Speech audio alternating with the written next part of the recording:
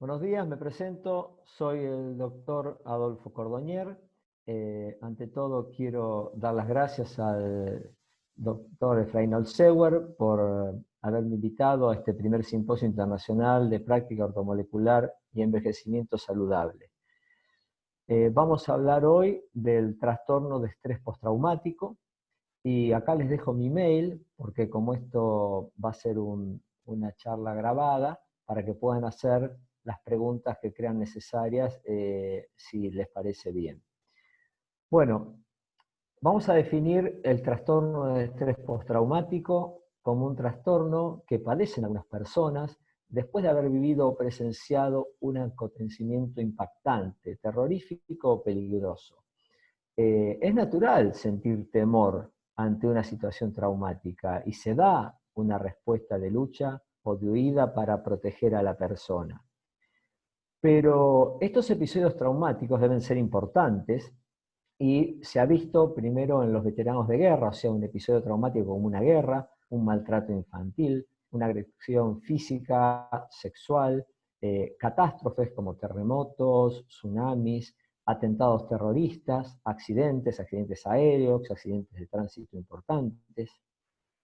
Y vemos que también puede ocurrir en personas que si bien ellos no vivieron el episodio traumático, sino por ejemplo la muerte repentina o inesperada de un ser querido, y vemos que esto se da en más o menos el 7% de la población, siendo más frecuente en mujeres.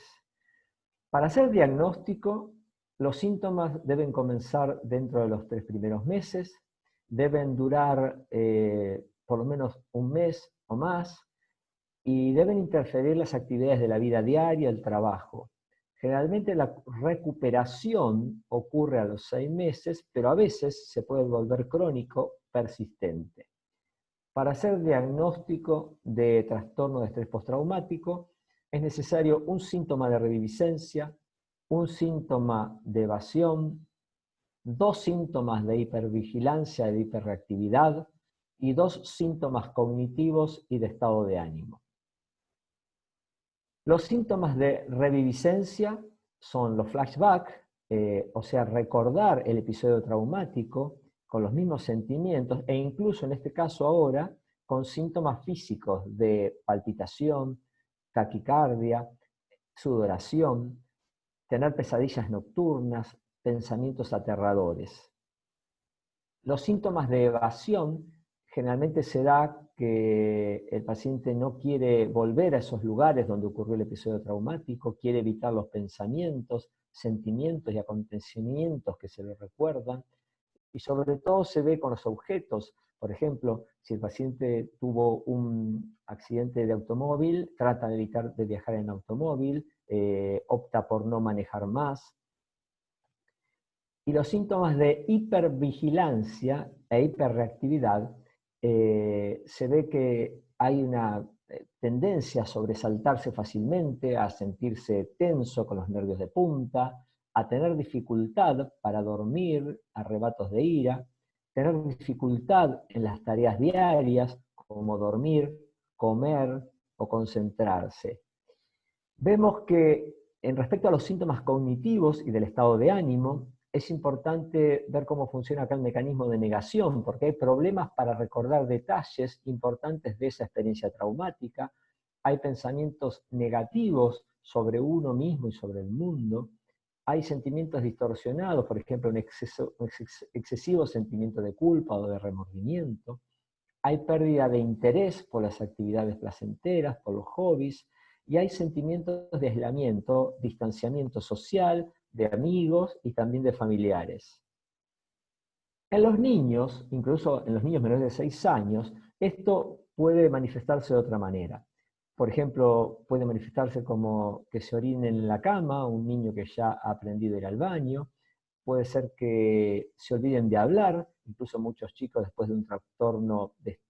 un episodio traumático, quedan tartamudos o mudos. Pueden representar también la situación traumática en un juego, en un dibujo, y se pueden aferrar de manera inusual a sus padres o a algún otro adulto. Los factores de riesgo para desarrollar el trastorno de estrés postraumático es, por ejemplo, haber pasado por circunstancias peligrosas o traumáticas, haber salido lastimado de ellas, ver muchas personas heridas o personas muertas, tener sentimientos de terror, de impotencia, de miedo extremo que a uno lo paralice, no tener después de ese episodio apoyo social o familiar y haber tenido antecedentes de alguna enfermedad mental o consumo de drogas. Los factores de resiliencia que reducen el riesgo de padecerlo es que después del episodio el paciente tenga apoyo de personas como amigos, de familiares o grupos de apoyo, que se sienta conforme, bien, con las decisiones que él ha tomado en el momento del episodio traumático, que tenga una estrategia para afrontar ese hecho traumático y cómo aprender de esto y salir fortalecido, y ser capaz de actuar y de responder de manera eficaz a pesar del miedo. Es decir, el miedo no paraliza, a pesar del miedo puede actuar y responder a la situación. Se habla de una vulnerabilidad biológica. Muchos autores hablan que en el trastorno de estrés postraumáticos hay cambios neuroanatómicos, bioquímicos y endocrinos, que algunos hablan que pueden preceder al episodio y dar vulnerabilidad a que esto ocurra, o bien pueden ser consecuencia del episodio traumático. Por ejemplo, vemos que en los trastornos de estrés postraumático hay determinadas alteraciones en determinadas zonas del cerebro, como vemos en diferentes publicaciones. Hay un centro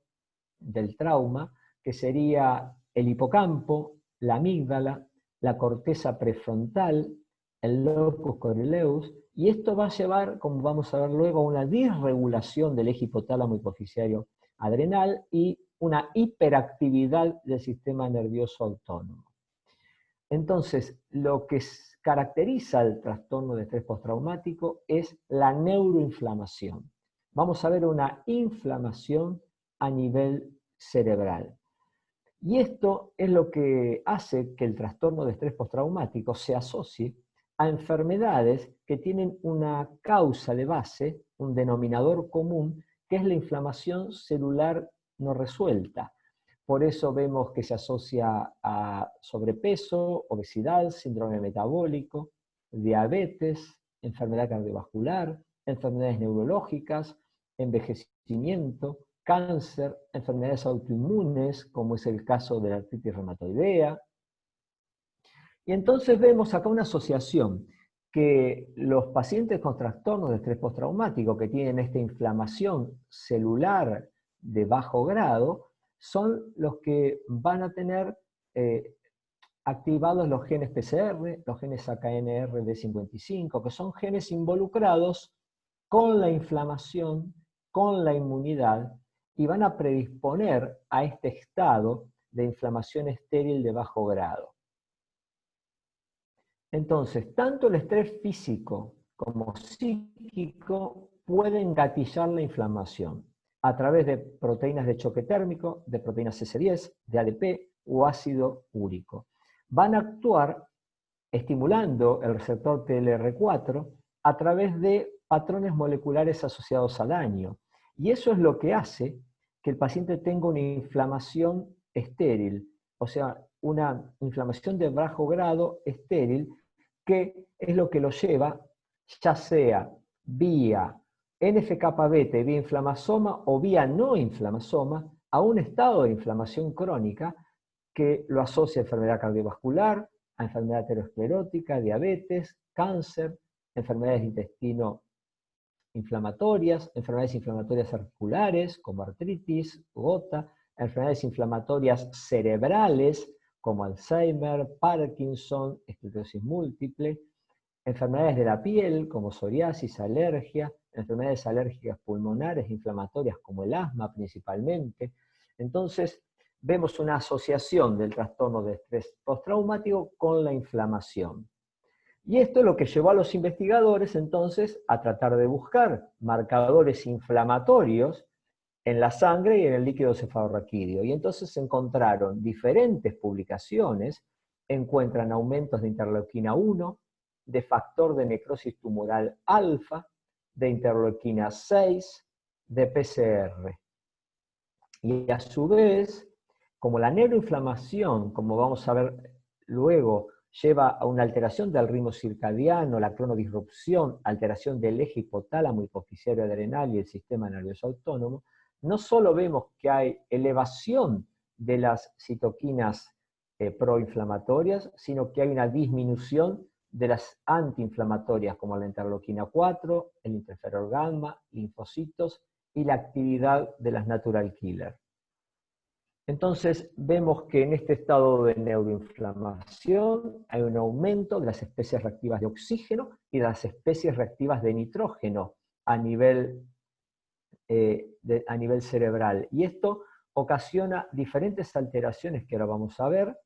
que van a alterar el eje hipotálamo hipoficiario adrenal y el sistema nervioso autónomo, con la consiguiente disminución de GABA, de serotonina, como vamos a ver. Entonces, ¿cuáles son los cambios neuroendocrinos que ocurren? Vemos que hay un aumento de la corticotrofina, pero a diferencia de la reacción de estrés habitual, de huida o de pelea, aquí hay disminución del ACTH, hay disminución del cortisol, hay un aumento de la sensibilidad de los receptores a glucocorticoides y hay un aumento del feedback negativo. Estas alteraciones, además, se van a manifestar en el sistema nervioso autónomo, las manifestaciones del trastorno de estrés postraumático, con un aumento de la actividad simpático-adrenal, del sistema simpático, con una disminución del tono vagal, y esto va a dar como resultado taquicardia nocturna, hipertensión arterial nocturna. Entonces vemos que tenemos un eje hipotálamo hipoficiario adrenal hipoactivo y un sistema nervioso autónomo simpático hiperactivo. Es decir, se produce un episodio traumático que va a actuar a nivel cerebral, sobre todo también en células de la microglia, que son células que producen sustancias citoquinas proinflamatorias, interleuquina 1, 6, factor de necrosis tumoral, que van a actuar sobre el hipotálamo, que va a liberar CRH y vasopresina y va a actuar sobre el locus coruleus, donde se va a liberar noradrenalina, que va a actuar en la médula, aumentando la liberación de catecolaminas, como así también en las células inmunes, como vamos a ver luego, tiene mucha importancia en la generación de inflamación, como vimos a través del factor de transcripción NF-kappa-beta, y a través del inflamasoma y no inflamasoma lleva a la producción de mayor cantidad de sustancias de citoquinas proinflamatorias que por un mecanismo de feedback se van a comunicar a nivel cerebral retroalimentando este proceso. Pero a su vez vemos que hay en el eje hipotálamo hipoficiario adrenal, se libera CTH, pero va a estar disminuida en este caso, como el cortisol también, en el caso del trastorno de estrés postraumático, como figura aquí en rojo, hay una disminución del cortisol y a su vez aumenta el feedback negativo porque hay un aumento de la sensibilidad de los receptores a glucocorticoides. Entonces, vamos a estar en un estado de neuroinflamación, pero con hipocortisolismo. Y esto asociado a la hiperactividad de la amígdala, que va a dificultar la extinción de la memoria del miedo, que es lo característico de este trastorno, y a su vez le va a agregar el deterioro de las funciones cognitivas, como alteración de la memoria verbal, aprendizaje, atención y funciones ejecutivas. Vemos, como dijimos, que estas catecolaminas actuaban a nivel de la inmunidad, porque van a actuar sobre los linfocitos CD4 naive o vírgenes, los cuales se van a transformar en linfocitos Th1, que se van a encargar de la inmunidad intracelular, en linfocitos Th2, que se encargan de la inmunidad extracelular, en linfocitos Th17, de gran importancia en esta situación porque son los encargados de las enfermedades autoinmunes y vemos que el trastorno de estrés postraumático se asocia a enfermedades autoinmunes como la artritis reumatoidea y se van a diferenciar en linfocitos T reguladores que son los que van a regular a los otros tratando de mantener un equilibrio, que no se produzca una reacción de hiperinflamación que termine atacando al propio organismo. Pero algo que va a aumentar este estado inflamatorio de bajo grado estéril es la alteración de la microbiota. Generalmente estos pacientes tienen una alteración una hiperpermeabilidad intestinal, un leaky gut, que hace que sus células de la barrera intestinal, en vez de estar unidas por las tank junctions, como debe ocurrir, hay un predominio de la sonulina y se van a alterar, y este tipo de gaps que se generan favorecen el aumento de la inflamación, ya que moléculas, ya sea de las mismas bacterias de la microbiota, como si también moléculas alimentarias, como puede ser el gluten, como puede ser la grasa saturada, van a terminar estimulando esos receptores TLR4, los cuales a su vez gatillan al factor de transcripción NF-κB, vía inflamasoma y no inflamasoma generan mayor producción de sustancias proinflamatorias, las cuales van a actuar sobre el astrocito y van a generar que éste produzca también sustancias proinflamatorias que van a actuar sobre las células de la microglia, que son células inmunológicas, aumentando este estado proinflamatorio, de manera tal que hay una permanente relación, interacción entre el intestino y el cerebro. Por lo tanto, vemos que se van a producir alteraciones metabólicas, que son las responsables de estas enfermedades asociadas que se van a ver con el síndrome de estrés postraumático. Entonces vemos que va a haber una insulinoresistencia, que se puede acompañar también de leptinoresistencia. Vemos que esto va a determinar un aumento del peso, con aumento del body mass index, con obesidad, va a aumentar el colesterol total, el colesterol LDL, los triglicéridos, va a haber una disminución del HDL, lo que va a llevar a un síndrome metabólico, lo que va a llevar a una diabetes tipo 2 luego, y el aumento de la frecuencia de enfermedades cardiovasculares. Habíamos hablado de la microglia y del astrocito, que son células de la inmunidad que producen mediadores inflamatorios. Si bien la microglia tiene funciones de sinaptogénesis, neurogénesis, trofismo, quimiotaxis, memoria y aprendizaje, los astrocitos, cuando se produce ese feedback y las citoquinas actúan sobre él, hacen que él produzca también citoquinas proinflamatorias amplificando esa respuesta inflamatoria. Entonces así la microglia va a permanecer en un estado activado, proinflamatorio, con mayor producción de citoquinas y de glutamato. Y hablando de glutamato, las citoquinas proinflamatorias van a estimular la enzima indolamina 2,3-dioxigenasa, que eso va a hacer que se degrade el triptofano a quinurrenina y aumente la vía metabólica con los metabolitos intermedios que llevan a la formación de ácido quinolínico, que va a estimular a los receptores NMDA, que va a llevar a un fenómeno de excitotoxicidad y neurotoxicidad, llegando a la apoptosis neuronal. Y además vamos a tener una disminución de serotonina, porque al triptofano degradarse hacia la vía de la quinurrenina, no vamos a tener entonces serotonina. Vemos entonces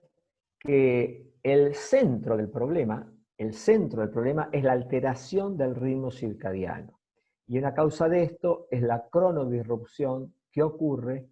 en el trastorno de estrés postraumático. Esta alteración del ritmo circadiano es la que lleva a estos trastornos que vimos, neuroendocrinos, autonómicos, inmunes y metabólicos. Y este sistema circadiano humano obtiene sus estímulos aferentes a través de las células fotosensibles de la retina, a través del tracto retino-hipotalámico, a través del núcleo supraquiasmático, el ganglio cervical superior, y el órgano efector es la glándula pineal, la cual va a segregar serotonina, responsable de la regulación del sueño y del ritmo circadiano. Entonces vemos que el ritmo circadiano humano es responsable de mantener en homeostasis el sueño, la inmunidad, la actividad autonómica, el metabolismo, la secreción neuroendocrina y la termogénesis. Ahora, vemos que cuando se produce un trauma que genera una disrupción a este nivel, según los factores predisponentes, como vimos que tiene el individuo, nos llevan a una alteración de la cronodisrupción, con trastornos del sueño, con trastornos del eje hipotálamo hipofisiario adrenal y del sistema nervioso autónomo con un predominio simpático sobre el parasimpático. Y esto nos va a llevar a todas las alteraciones propias del síndrome de estrés postraumático.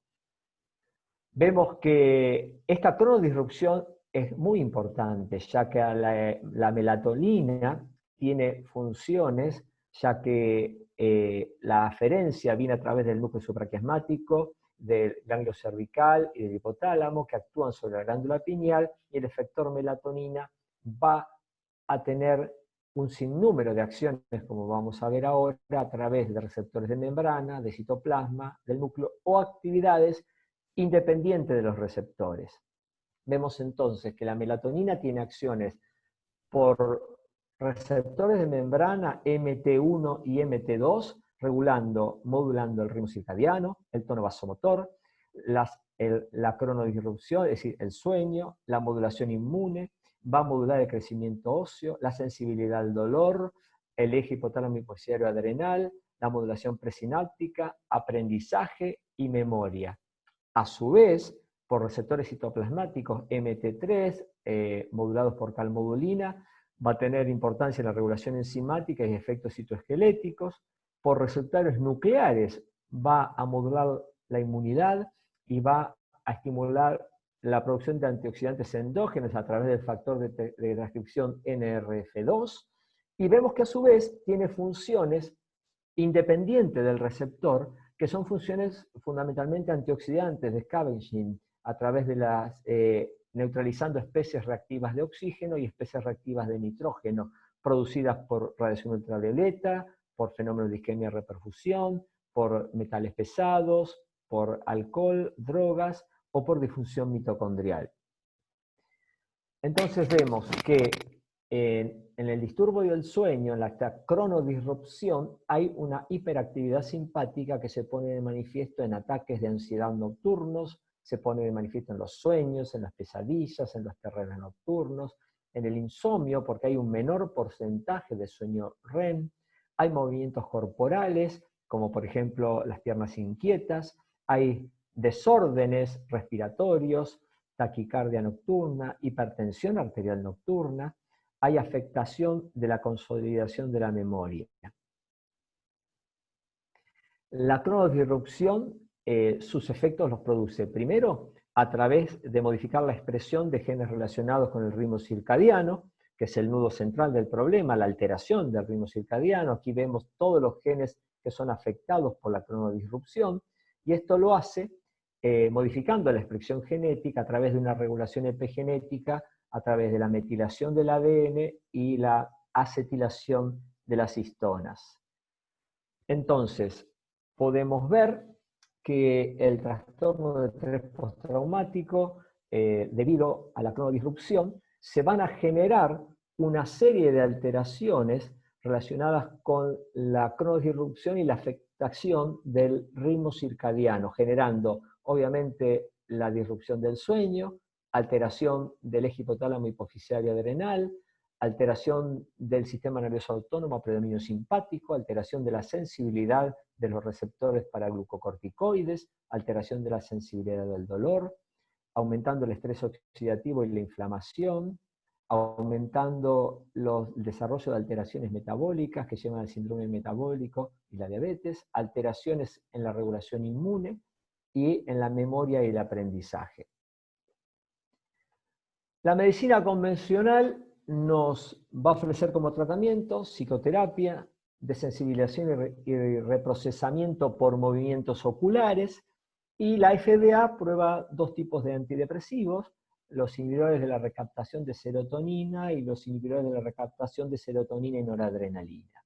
Pero nosotros vamos a hacer un enfoque ortomolecular del trastorno de estrés postraumático, y mi enfoque ortomolecular es el siguiente. Debemos basarnos en una pirámide de tratamiento ortomolecular, como llamo yo al esquema de tratamiento ortomolecular que nosotros tenemos en nuestra sociedad. De hecho, estamos escribiendo un libro con el doctor Pablo Ricardi al respecto, que la base del tratamiento debe ser la dieta, la alimentación. A eso le vamos a agregar suplementos vía oral, o bien vía endovenosa, y aquí hacemos uso de la quelación, que es clave para disminuir los metales pesados que estimulan el estrés oxidativo y la inflamación. Tenemos que hacer un manejo adecuado del estrés y de la cronodisrupción y la actividad física. Por lo tanto, tenemos que enfocarnos en una nutrición antiinflamatoria y pro-resolución a través de las 3 R. La reducción de la carga inflamatoria mediante una dieta antiinflamatoria, la resolución del proceso inflamatorio mediante el omega 3 y los mediadores pro-resolutivos específicos derivados de él, y la reparación por medio de los polifenoles que van a aumentar la acción de la MPK, aumentando la biogénesis mitocondrial y de esa manera suministrando la energía necesaria celular para la reparación del daño ocasionado por la inflamación. Es así que entonces el primer objetivo es la dieta, la alimentación, la nutrición, y es generar una transición nutricional, que nuestro paciente pase de una dieta basada en alimentos inflamatorios a una dieta basada en alimentos antiinflamatorios. Es decir, debe pasar de una dieta rica en comida procesada, ultraprocesada, rica en hidratos de carbono refinados, en aceites omega 6, en grasa saturada, proteína animal y grasa trans, a una dieta más basada en alimentos vegetales como verduras, frutas, alimentos integrales, legumbres, alimentos de bajo contenido graso, poco procesados y evitar los hidratos de carbono refinados y aceites vegetales. A su vez, tenemos que aumentar la producción de las resolvinas, protectinas y marecinas derivados del EPA y el DHA. Por eso el suministro de omega 3 es la materia prima para formar los mediadores pro-resolutivos específicos. Y estos mediadores pro-resolutivos específicos son los que van a reducir la infiltración y la quimiotaxis de los polimorfos nucleares, van a aumentar la esferocitosis y fagocitosis de los macrófagos, que van a hacer un switch, van a pasar de M1 a M2, que es la forma antiinflamatoria, van a acelerar la resolución del proceso mediante la disminución de citoquinas proinflamatorias como interleuquina 1, factor de necrosis tumoral, interleuquina 6, prostaglandinas y leucotrienos, y se va a aumentar las citoquinas antiinflamatorias como interleuquina 10, interleuquina 4 y las lipoxinas. Vemos entonces que acá en este trabajo en Japón se vio que con el omega 3 se puede prevenir y tratar el trastorno de estrés postraumático. Se dieron en trabajadores en los terremotos, se vio que con dosis de 2 gramos durante 12 semanas, se veía que el síntoma principal era la memoria del miedo y la disminución de la neurogénesis en el hipocampo, y los pacientes que tomaron 2 gramos de omega 3 se vio un aumento de la neurogénesis en el hipocampo y se vio que prevenía y aliviaba los síntomas del trastorno de estrés postraumático. Ahora, ¿qué dosis de EPA y DHA? Bueno, en una persona normal yo aconsejo una dosis de 2,5 gramos por día. En un paciente con sobrepeso, con diabetes tipo 2 o enfermedad cardiovascular, 5 gramos por día. En un paciente con una enfermedad autoinmune como artritis reumatoidea con dolor, 7,5 gramos por día. Y en un paciente con un trastorno neurológico grave, como puede ser un Parkinson, una enfermedad de Alzheimer incipiente, hay que intentar administrar 10 gramos por día. Pero para dar estas dosis debemos usar omega 3 de calidad farmacológica que cumplan con las normas IFOS. Es decir, que tengan por lo menos 60% de EPA y DHA, que tengan mercurio menos de 10 partes por 10.000 millones, que tengan PCB menos de 45 partes por 1.000 millones, que las dioxinas sean menos de 1 parte por billón, y que la oxidación total, las unidades TOTOC, sean menos de 13 equivalentes por litro. Y la tercera R que tenemos que dar son los polifenoles, que los polifenoles son muy importantes porque vienen de un fenómeno de hormesis, es decir, es un fenómeno por el cual una planta, frente a un estrés, como puede ser una sequía, genera una sustancia que la va a hacer más resistente a ese estrés. Y esos son los polifenoles. que tiene la característica también de la xenohormesis, que es que cuando un mamífero, en este caso el hombre, ingiere esas plantas e ingiere esos polifenoles, estos van a generar esos mismos efectos beneficiosos en el ser humano. Entonces vemos que así tienen tres efectos claves. Son antioxidantes, porque van a actuar estimulando el factor de transcripción genético NRF2, son antiinflamatorios, porque van a inhibir el NF-kappa-beta, y son anti-aging, porque van a estimular la MPK a través de la SIRT1. Entonces vemos aquí como los polifenoles, como las delfinidinas del maquiberry, estimulan el NRF2 aumentando los antioxidantes endógenos y a su vez van a inhibir el NF-kappa-beta, estimulando el IKK-beta, y de esta manera disminuyendo la producción de citoquinas proinflamatorias. Vemos entonces que los polifenoles podemos contar con las antocianinas, las delfinidinas del maquiberry, la apigalocatequina galato del té verde, la curcumina, la quercetina. Y vemos, hablando de la curcumina, que se vio en el trastorno de estrés postraumático, que la curcumina era capaz de perjudicar la consolidación y reconsolidación de la memoria del miedo, que es una de las características del trastorno de estrés postraumático. Y los berries mostraron también que no solo van a disminuir la cantidad de especies reactivas de oxígeno y de mediadores inflamatorios en el hipocampo y la corteza prefrontal, sino que también los blueberries demostraron que restauran el equilibrio de los neurotransmisores que estaban fuera del balance ideal. Cuando hablamos de las dosis de polifenoles, bueno, aquí tenemos que ver que los solubles en agua, que es lo ideal porque se absorben y llegan a actuar a nivel celular, como el maquiberry, a 0,5 gramos son antioxidantes, a 1 gramo son antiinflamatorios y a 1,5 gramos son estimulantes de la MPK, aumentando la biogénesis mitocondrial y la eficiencia mitocondrial. Esto claramente estamos hablando de extractos de polifenoles. Y los insolubles en agua, como el cacao amargo, si bien no se absorben, son muy beneficiosos para la barrera intestinal. Entonces, vemos que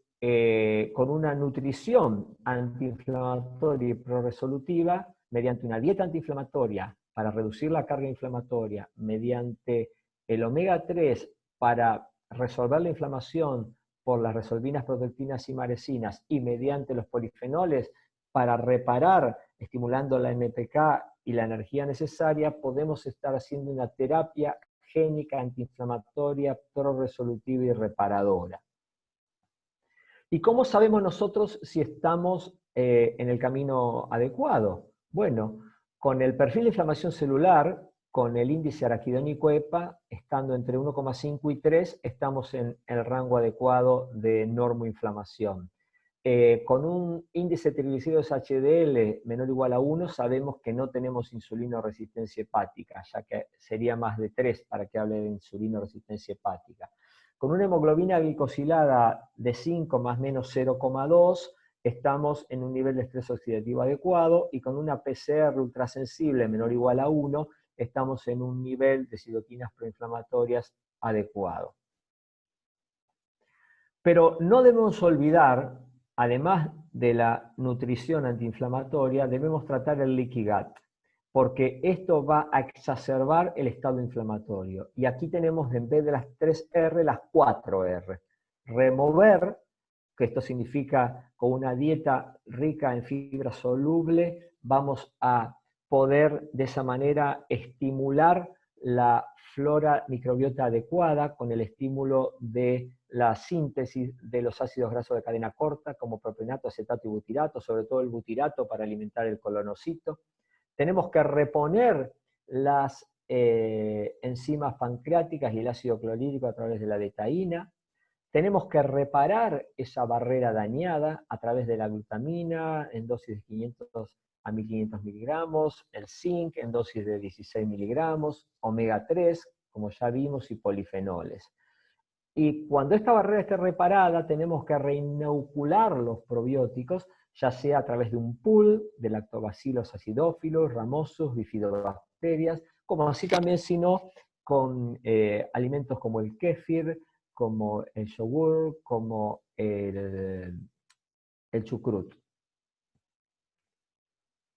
También debemos modular los neurotransmisores. Sabemos que en este trastorno de estrés postraumático hay déficit de GABA y déficit de serotonina. Por lo tanto, tenemos que modular GABA, para lo cual podemos dar L-glutamina, 200 a 500 miligramos, junto a vitamina B6, 50 miligramos, que es el cofactor en la glutamato de carboxilasa. También podemos dar L-glicina, L-taurina, tianina 200 miligramos, lácteum 50 miligramos. Y es bueno asociar el magnesio, ya que en dosis de 300 a 900 miligramos podemos de esta manera también bloquear los receptores NMDA que iban a estar estimulados por el glutamato y favorecían el fenómeno, como dijimos, de excitotoxicidad. También vamos a modular la serotonina y para eso la idea es administrar 5-hidroxitriptofano en dosis de 25 a 50 miligramos, ya que el triptofano en un paciente con disbiosis, alteración de la microbiota, puede llegar a no transformarse en 5-hidroxitriptofano. Entonces, nosotros debemos arrancar desde aquí para que se logre la formación de serotonina administrando 5-hidroxitriptofano. Debemos aumentar el cortisol, porque en este caso, a diferencia de la reacción de estrés habitual, en este caso sabemos que hay disminución de cortisol. Entonces podemos administrar el licorice en dosis de 150 a 600 miligramos por día, zinc 16 miligramos, cobre 1 miligramo, vitamina B5 100 miligramos. Y para tratar la cronodisrupción es fundamental reponer la melatonina, 3 a 6 miligramos, porque con la melatonina, fíjense, a través de sus receptores celulares, como vimos, de membrana, citoplasmáticos, y los receptores a nivel nuclear, como así también la actividad antioxidante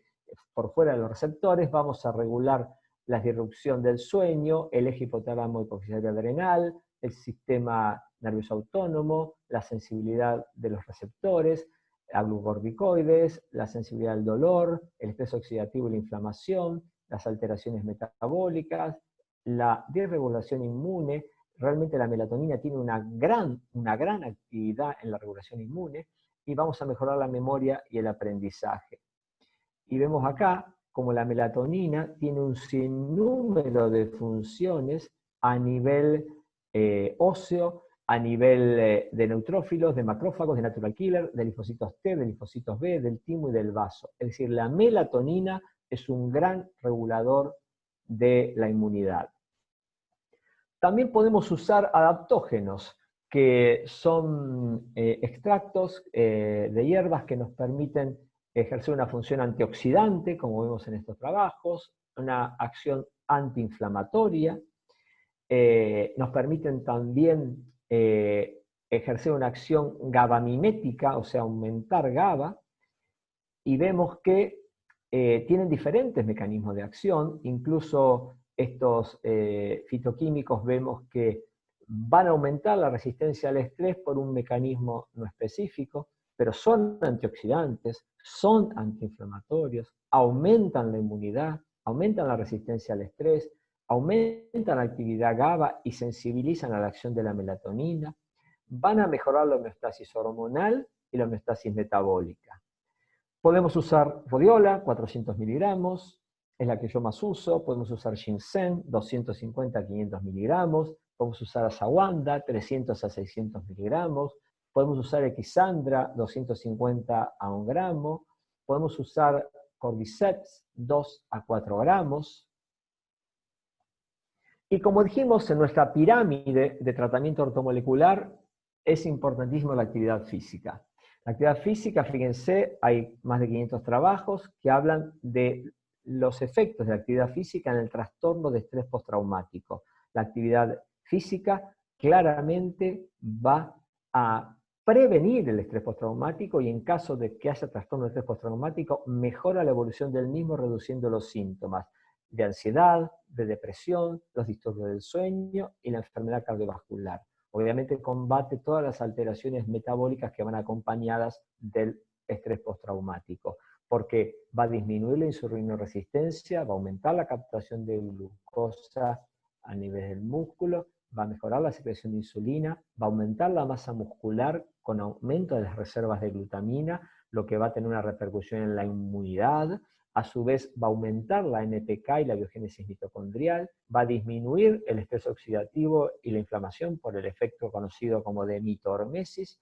y va a aumentar el factor neurológico derivado del cerebro, el factor neurotrófico derivado del cerebro. De esa manera va a disminuir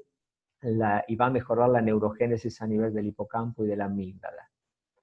Y también, por último, tenemos la meditación y el yoga. Hay 152 trabajos que hablan que el trastorno de estrés postraumático mejora con la acción del yoga, tanto en la prevención como en el tratamiento, y el yoga tiene un efecto GABAérgico. Vemos que la síntesis de GABA es una de las cosas que son estimuladas con la meditación práctica y el yoga. Por lo tanto, mi propuesta ortomolecular para el trastorno de estrés postraumático es la pirámide de tratamiento ortomolecular. Lo más importante es la dieta, después los suplementos adecuados, eventualmente la quelación en caso que haya exceso de metales pesados, control del estrés mediante meditación práctica y yoga, de la cronodisrupción y la actividad física.